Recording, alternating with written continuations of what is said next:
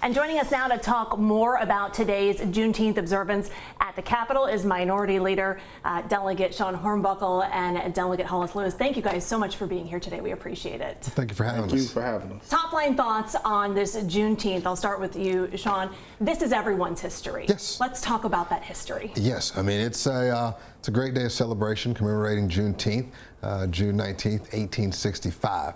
But more so for us as West Virginians. As we all know, our story, how we became a state and being part of the Union. And there were about, in excess of 2,000 Union troops that went to Galveston Bay, Texas, back in June 1865 to actually put forth the prior 2-year Emancipation Proclamation, which was put forth by Abraham Lincoln to free the slaves. But there was a lot of struggle, and there were a lot of slaves that, again, unfortunately, were still in slavery. And so, again, fast forward 2 years later, you had a lot of folks that got together with that executive decree and actually brought freedom to those enslaved Black Americans. So, and this actually being on the eve of West Virginia. Right? I mean, it just means a lot to us. And my good friend and delegate here spoke about that today, just with the intrinsically linked ties with West Virginia. Yeah, what an interesting topic to bring up, to think about. Like you said, on the eve of West Virginia's birthday, this emancipation is being celebrated and observed. And you are putting forth some legislation because West Virginia does not observe Juneteenth as a state holiday. It is a federal holiday. It was put into place by Joe Biden back in 2021. I saw a report today earlier that President Trump talked about that leading up to the 2020 campaign. But in West Virginia, it's not a state holiday. Does that surprise you? Definitely. Most states in the United States have it as a state holiday, and in prior years, former Governor Jim Justice, he made a proclamation every year, and I think that may have confused some people because they thought it was just a state holiday, but it's actually a proclamation he did annually to recognize Juneteenth and giving state employees the day off and different things of that nature to celebrate. So I think it's very important, and as Delegate Hornbuckle mentioned, when we talk about Juneteenth and its principles, morals, and what it stands for, those coincide with what West Virginia is all about. Doing what's morally right even when it's physically hard. So I think that, again, I introduced House Bill 5638 in the 2024 session. It did not get taken up. I plan to reintroduce it in 2026 so we can make this formalized and have it Juneteenth as a state holiday. I want to ask, why do you think that this year is different? The governor did issue a proclamation marking the observance of the Juneteenth holiday today, and you can read that on our website. But I want to ask you, why do you think this year was different? Well, I think, you see the political landscape right now. There's way too much tribalization, right? And us as a country, we're doing this. And for whatever reason, all right, our governor has decided to go to the far right, part of the political landscape. It's part of the playbook that you see going around the country to try to really chip away at things that are, symbols of freedom and independence, which this is. I mean, our country has 2 Independence Days. This is the second one. And that is a core tenet of our great country, is freedom. And so to not acknowledge that and to tread even on the prior governor's, wishes and proclamations and days off, I mean, it sends a bad message. But unfortunately, again, I think it's political theater and pandering.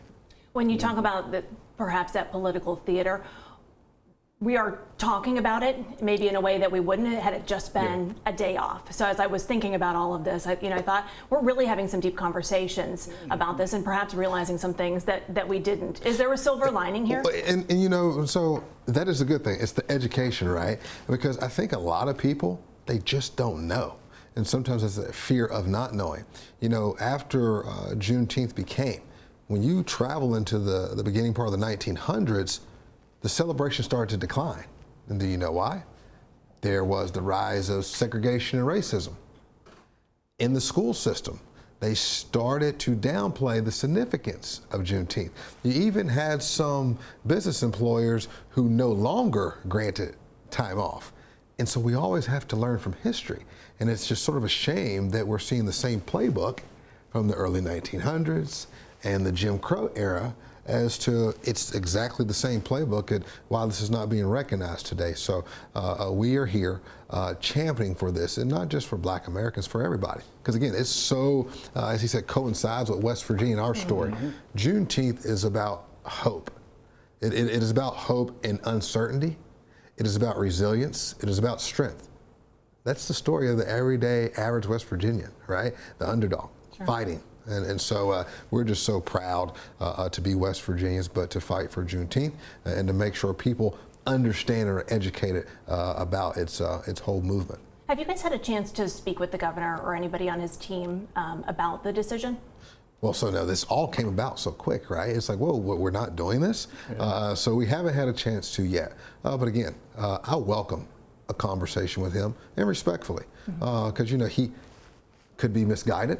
All right, might not be educated on that. Again, as proud West Virginians, we know about this, right? And so, you know, we would love to have that opportunity to speak with him, and hopefully he can sort of change his tone and go on a different path. I don't want to paint this with too broad of a brush, but I do want to ask, are you angry today that this wasn't recognized in that way, or are you happy with the way that your observation went?